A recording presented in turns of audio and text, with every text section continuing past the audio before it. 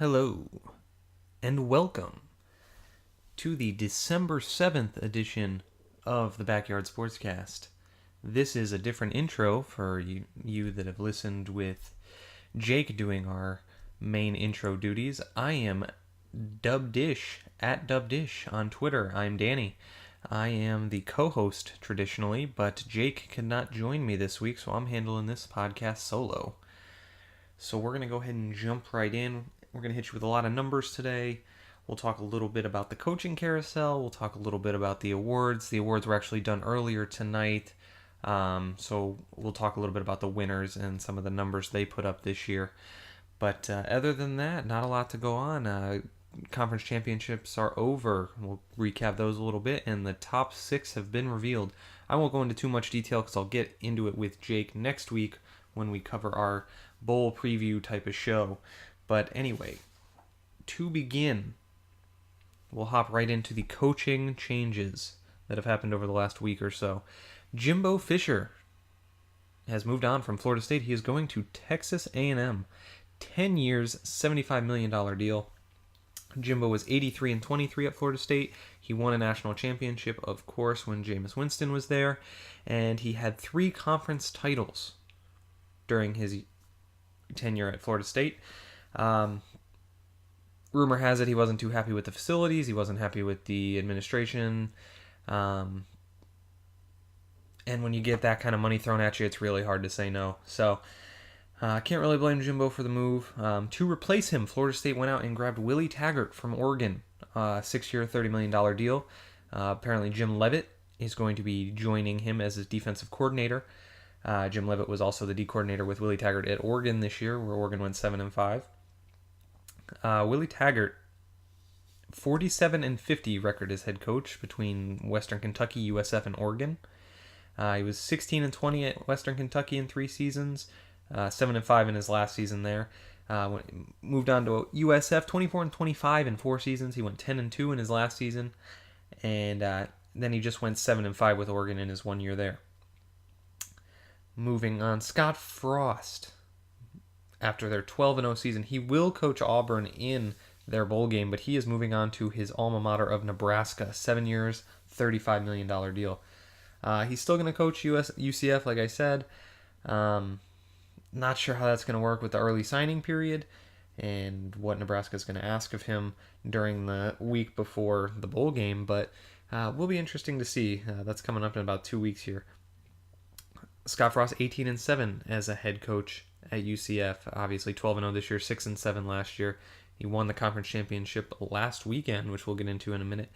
And obviously he did great things at UCF. He hasn't had a lot of head coaching experience. This is his only head coaching job. But now he's moving on to the big time Power 5 school. To replace him, UCF has signed Josh, and I don't know how to pronounce his last name, Heupel or Heppel, I guess. 5-year, $85 million deal. They're saying Randy Shannon is going to be his defensive coordinator. And this will be Josh's first head coaching gig, so we'll see how it goes. Obviously, he's going to inherit a lot of talent from when Scott Frost was here. Mackenzie Milton will be a junior next year. And Josh actually comes from Missouri, where they were running a very pass-heavy offense, so we'll see if UCF keeps that up next year. All right, just 2 more here. Herm Edwards moving on to Arizona State. Obviously, he's been out of the NFL game for a while.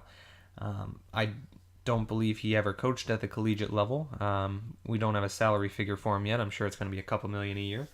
But Herm did have a 56-78 record in the NFL, and I know that does not sound great, but he did have a tendency to give great press conference quotes, and we'll see what he's got at the collegiate level. Some coaches come from the NFL, and college just comes really easy to them. Last but not least, this just happened earlier today. Jeremy Pruitt finalized a deal to go to Tennessee and coach. So, Tennessee's finally got their circus all figured out. Philip Fulmer all done with his coaching search. Salary's going to be around $4.1 to $4.2 million a year.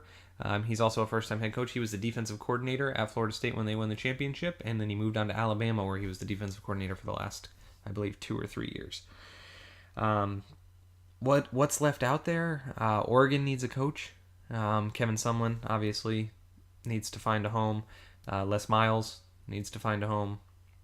Looks like Lane Kiffin's going to stay put at FAU, so not much to talk about for him. But Oregon's the biggest name out there without a head coach.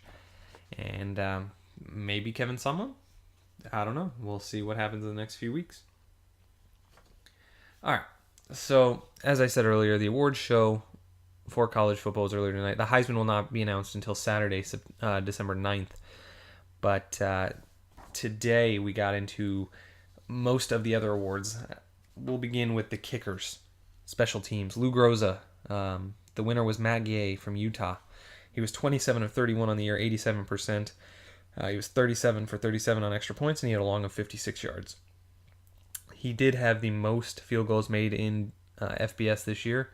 I think it's well-deserved. The other finalists didn't really have much of a case, stats-wise.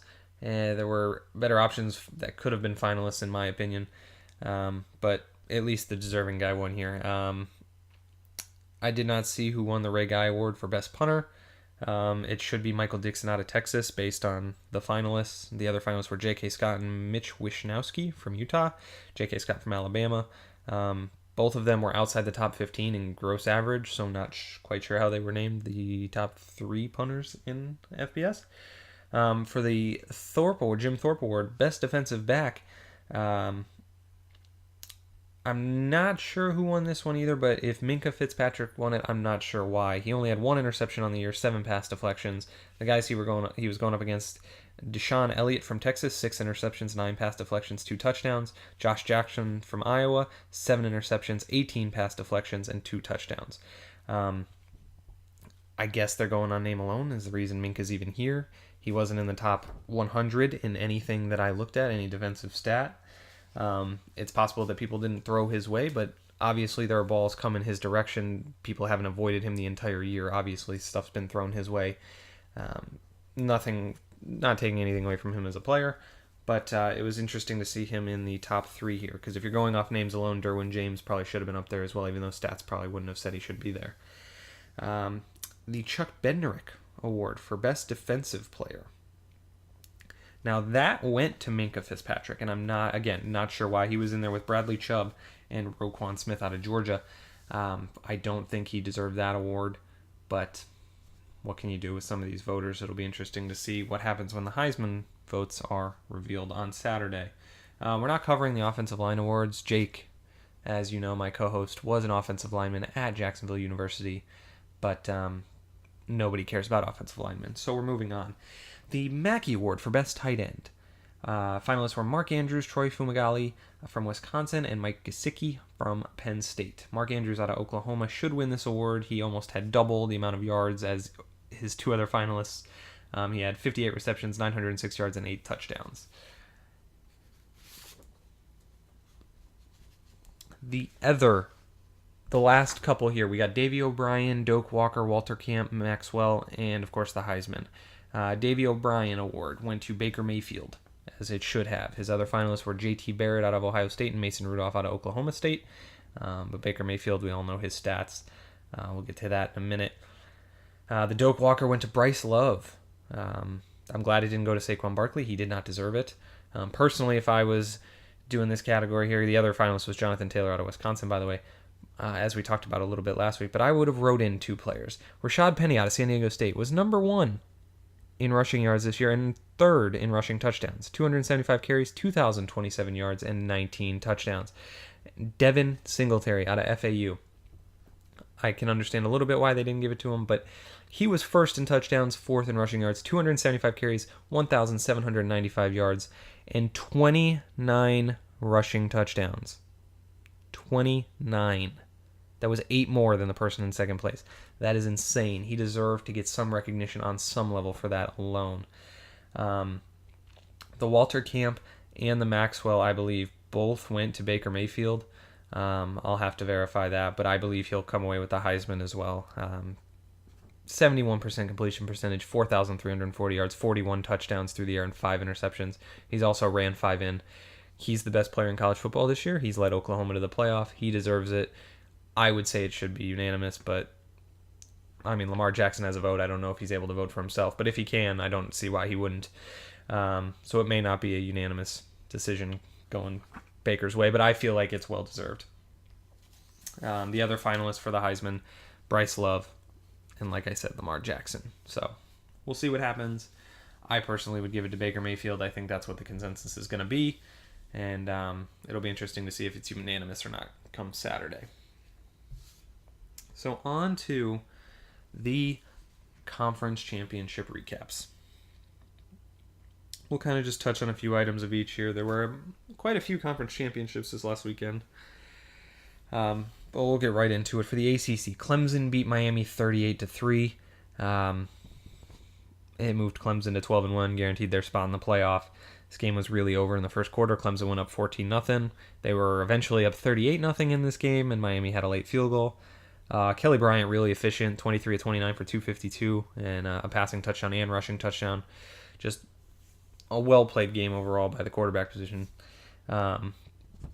If you can be efficient like that with the defense that Clemson has, they're going to be really tough to beat in the playoff. Miami, with their turnover chain, they did get one turnover, but they also turned the ball over 3 times, and they only gained 214 yards of offense. That's not going to get it done, especially in a conference championship. There were some other blowouts. Oklahoma over TCU, 41-17 in the Big 12 championship.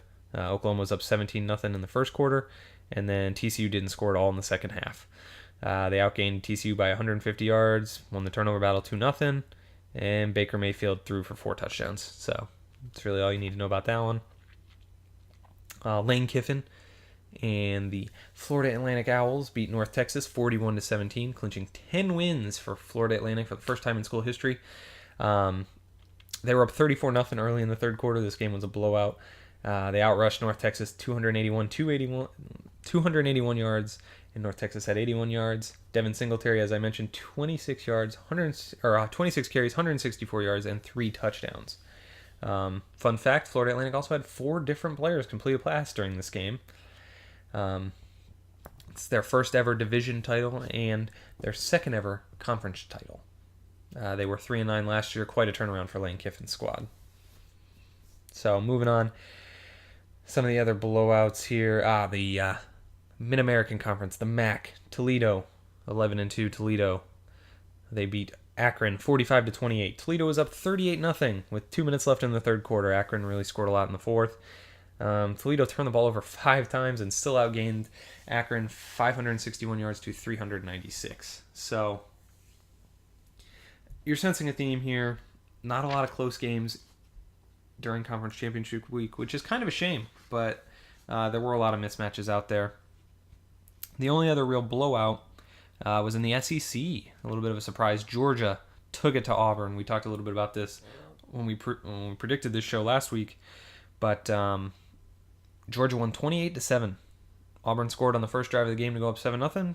Georgia rattled off 28 straight, and their defense looked solid the rest of the game. Auburn only had 259 yards of offense. Georgia put up 238 on the ground.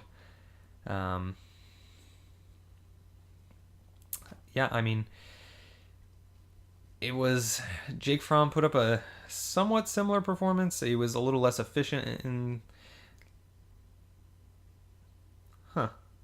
Sorry, my notes here. My notes guy, Joe Campamore, talked about efficiency playing a part in the game. Jake Fromm actually was a little more efficient this game than he was last time.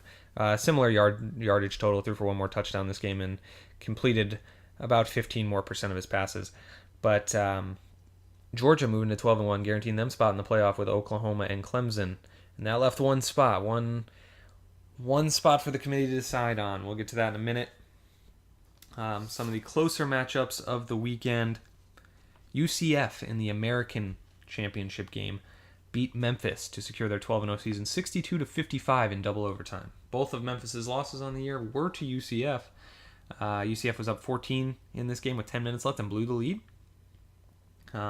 Memphis actually had a chance to win it at the end of regulation. They had a 51-yard field goal they missed as time expired.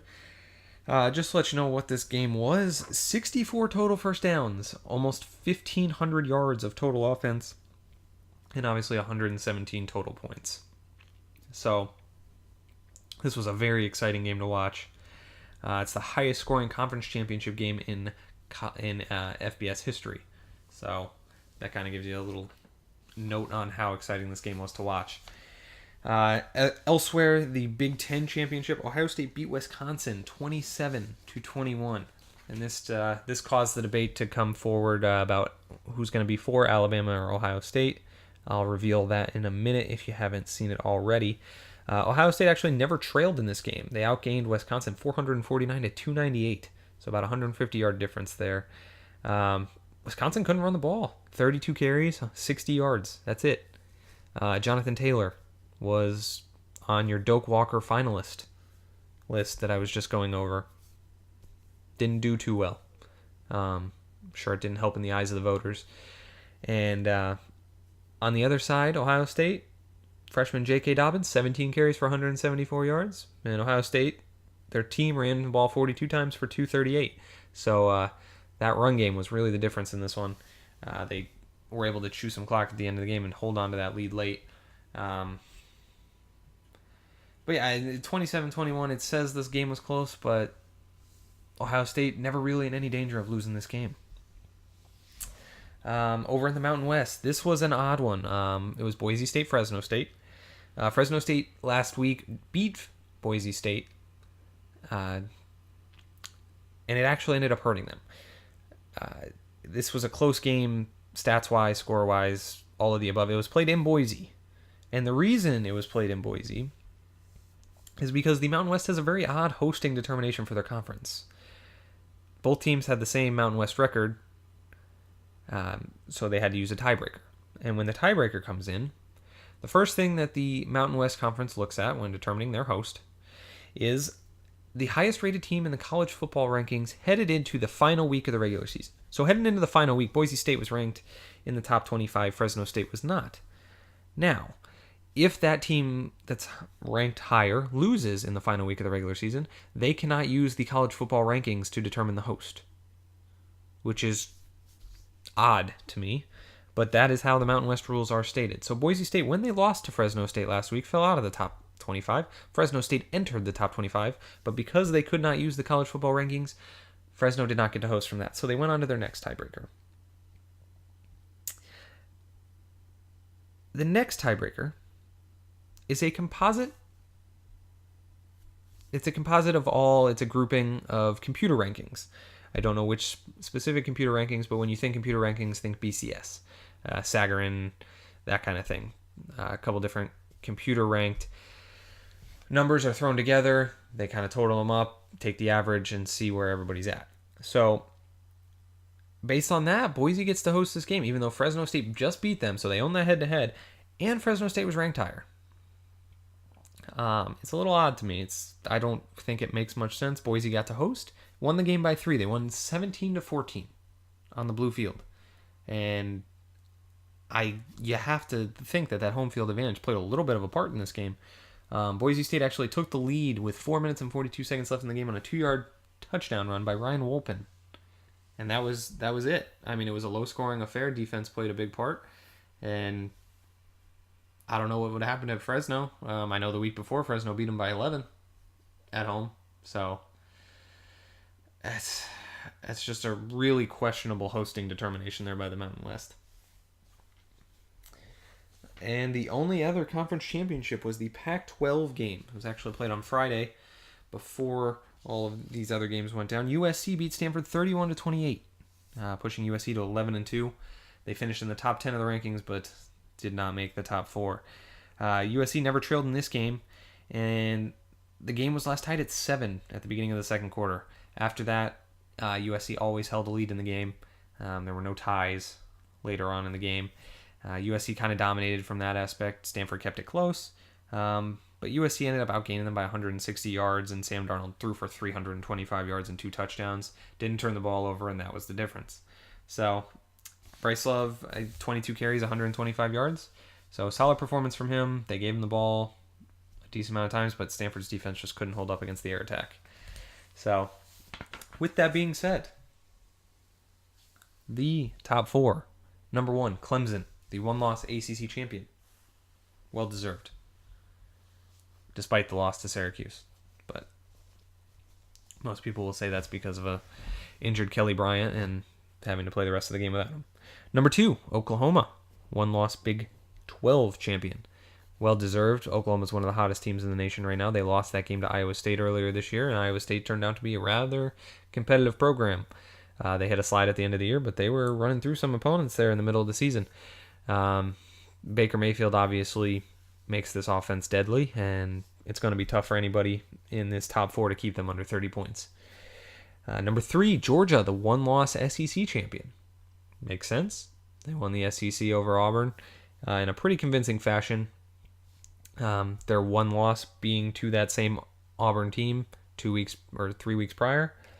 So Georgia well deserved to be in there. When they play like they did against Auburn with a balanced offensive attack and a defense that's hungry, they're going to be tough to beat. They'd be my favorite going into it if they can keep that up through December and early January in the 2 games that they're going to play. But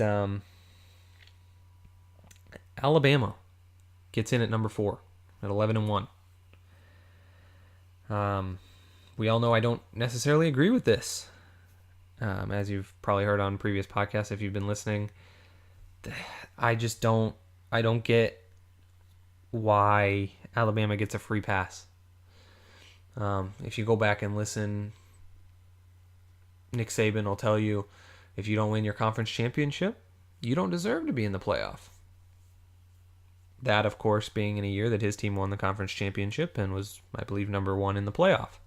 And he was talking specifically about Ohio State, who did get into the playoff without winning their conference championship. Now, Alabama does not play in their conference championship game, does not win the conference championship. Nick Saban goes to his press conference, tells people, this team deserves to be in the playoff. Okay, but what about that quote from a couple years ago, Nick? I don't really understand why they're given a free pass in this situation.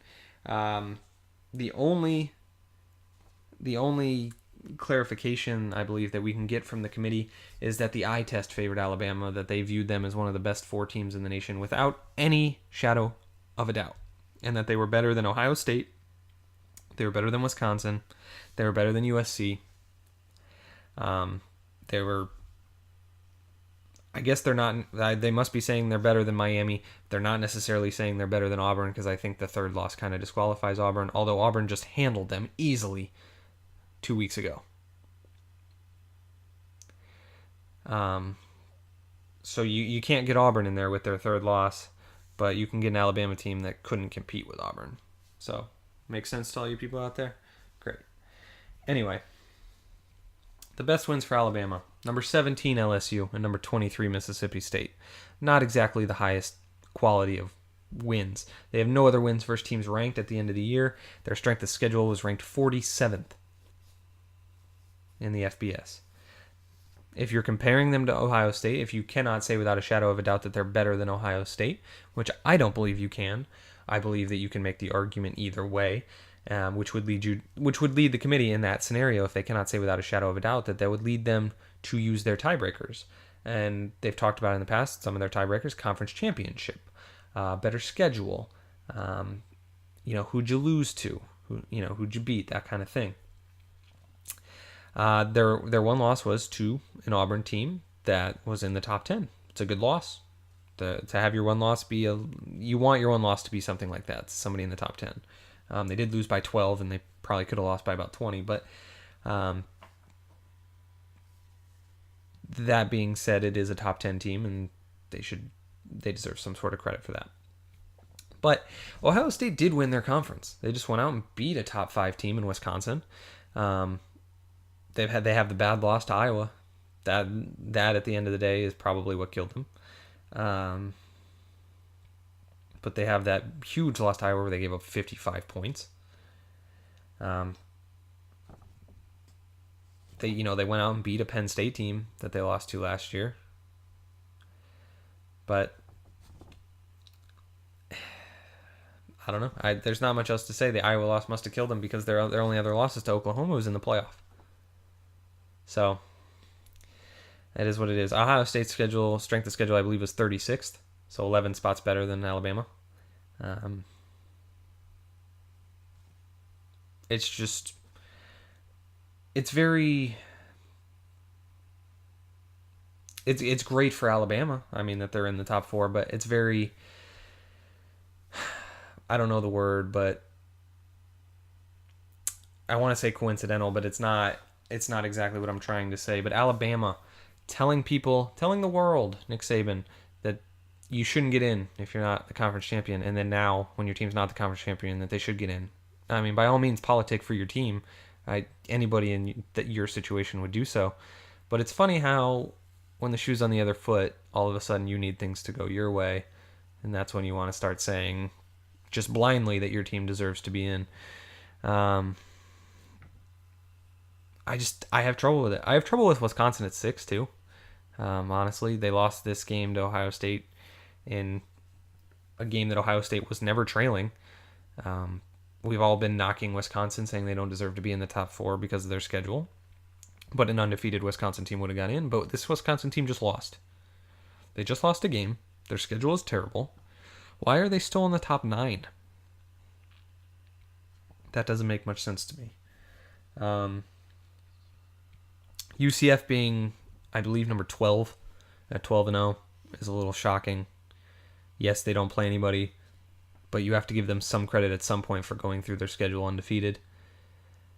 I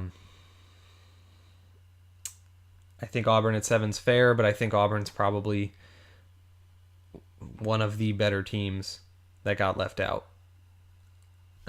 They beat number 4 Alabama. In my eyes, I would put them above Alabama. I know 3 losses is hard to get past, but this team just went out and showed you they're a better team than Alabama, without a shadow of a doubt. And if you want to say that Alabama is without a shadow of a doubt better than Ohio State, I can tell you Auburn was without a shadow of a doubt better than Alabama. They just beat them by 12 points. You saw it happen. So, I don't know. I'm gonna end my rant here. It's difficult to do a podcast solo. I'll tell you that, without a co-host to keep you on pace and to chime in every once in a while. But I think we got through it relatively well this week. It's about 28 minutes long going on here, but that's really all I got for you this week. We'll be back next week talking about bowls. 40 of them, I believe, or 39 to go over. We won't go over all of them, obviously. We don't have time for that, but we got to cover the award ceremony, which occurred tonight. It's always a fun time of year, although the Heisman seems to be a foregone conclusion at this point. We know the top 4. I'll talk more about it with Jake next week. I really struggle with why Alabama's in here. And to be fair, Alabama could go. They could go beat Clemson. It's very possible. And then they could go on to beat either Georgia or Oklahoma. My prediction would be that Clemson handles Alabama, keeps Alabama under 20 points, and does just enough on offense to win the game. And on the other side, Oklahoma and Georgia, I think Georgia actually beats Oklahoma by double digits. I feel like they're going to play the same way they played that Auburn game. If they're going to be balanced on both sides, Oklahoma's defense isn't going to be able to stop them. So Georgia could put up 30, 40 points. And I know Baker's going to put up, decent numbers, but that Georgia defense is a little scary. So I think Oklahoma can get in the 20s, but I don't think they're going to be able to handle Georgia in a shootout like I think it's going to end up being. So there you have it. Georgia versus Clemson would be my final. And then I'd actually have Georgia taking it home. I think that Clemson's D-line is great. They're the best unit in college football. But I think Georgia would be able to figure out a scheme to get around that defensive line, be able to run the ball off tackle a little bit. And Fromm's shown that he's competent enough to move the ball downfield. So there you have it. And I'll be seeing you guys next week when Jake returns from his Kaizen event. We'll be sure to bring that up next week on the podcast, see how he's doing. I know it's been some long nights for him, and that's why he couldn't make it tonight. But hope everybody's doing well, and we'll see you later.